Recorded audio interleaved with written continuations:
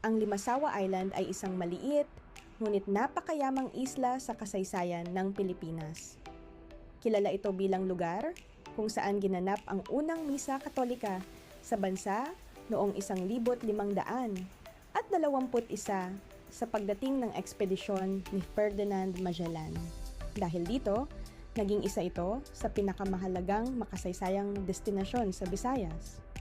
Isa sa mga pinakabinibisitang lugar sa isla ay ang Magellan's Cross, isang simbolo ng pagsisimula ng Kristyanismo sa Pilipinas. Maraming turista ang umaakyat dito upang makita ang makasaysayang lugar at masilayan ang magandang tanawin ng dagat mula sa burol. Bukod sa kasaysayan, ipinagmamalaki rin ng isla ang malinaw nitong dagat at mga nakatagong paraiso tulad ng Blue Lagoon. Dahil sa malakristal nitong tubig at tahimik na kapaligiran, perpekto ito para sa swimming, island hopping, at relaxation kasama ang pamilya at mga kaibigan.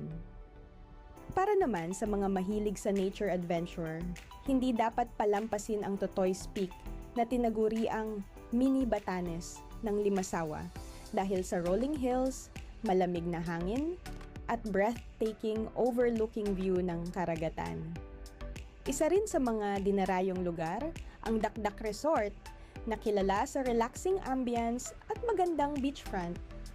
Sa kasalukuyan, patuloy na dinarayo ng mga turista ang Limasawa Island dahil sa kombinasyon ng kasaysayan, adventure, at natural na kagandahan nito.